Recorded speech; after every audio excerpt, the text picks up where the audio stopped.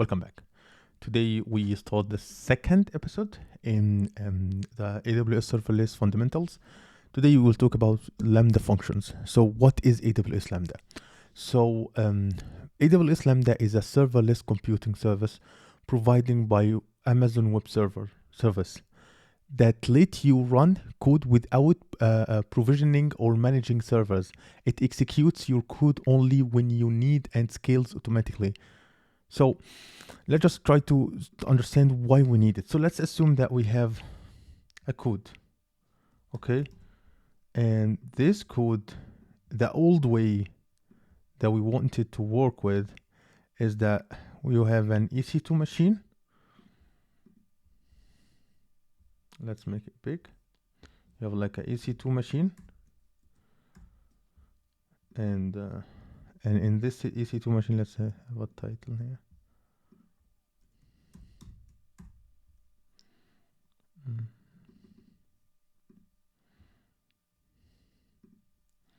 And this EC2 machine, basically it will, if you have a code and you want this code to be accessible online, you should run it in a machine. So basically, you will have some sort of like EC2 machine that will host and run this code for you, and you have to manage all the infrastructure from the load balancing and you should keep it running all the time and all of that. And this is not and this is a good way to solve this problem, or like to deploy your code, and it's been working for ages. But Lambda functions is different. Lambda functions, basically you do not need any infrastructure. You just need to have the code, and you just it runs by itself. So basically, AWS runs the code for you. AWS handle the infrastructure for you. It makes your life way more easier, and it makes you way more faster when it comes to deliver your application.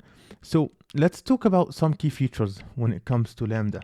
So the first thing that I would love to talk about is the event-driven execution, because Lambda functions, it works in event-driven architecture. It's basically Lambda functions are triggered by AWS servers like S3, DynamoDB, Kinesis, or external events like HTTP request via the API gateway. Also, we have the automatic scaling. The good thing about Lambda, is the automatic scaling. Automatic scales the executions in response to the number of events. Also, it's stateless. So each function execution is stateless, ensuring no underlying infrastructure. Like each function execution, it's unique.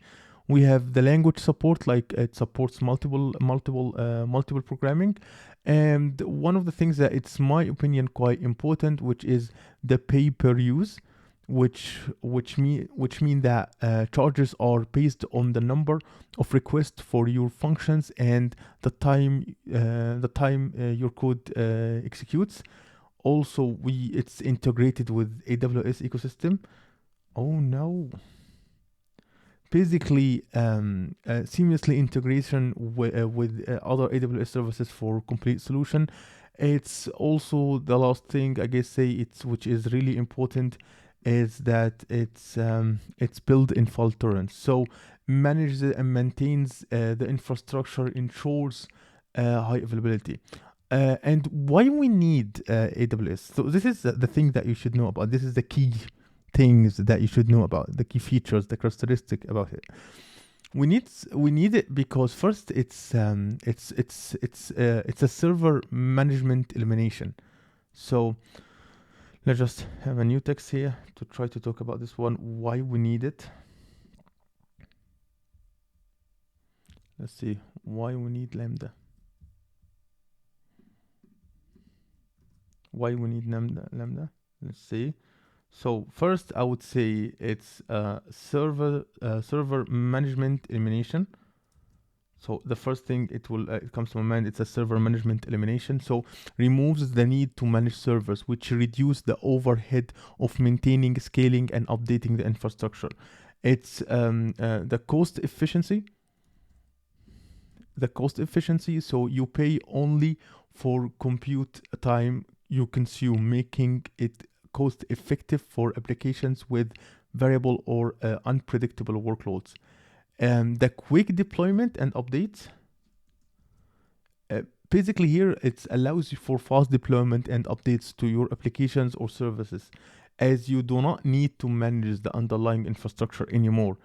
The scalability, it's one of the key features here, because the handles automatic scaling and can efficiently manage a few requests to thousands per second, which is ideal for handling various workloads without manual intervention. Also, we have the reduced development time. Here enables developers to focus on writing business logic rather than worrying about server infrastructure. We have, it's an event-driven architecture based. Oh no. It's event-driven architecture, so it's ideal for building applications that respond to real-time events, such as changes in data system state or user action.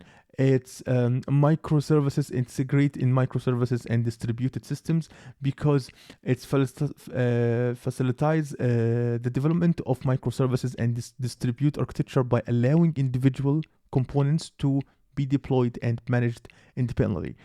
So basically, AWS is particularly useful in scenarios like processing data streaming, handling HTTP requests, managing IoT backend services, executing backend tasks triggered by various events, and more. It supports a variety of use cases, making it a versatile tool for developers looking to build efficient and scalable cloud-based applications.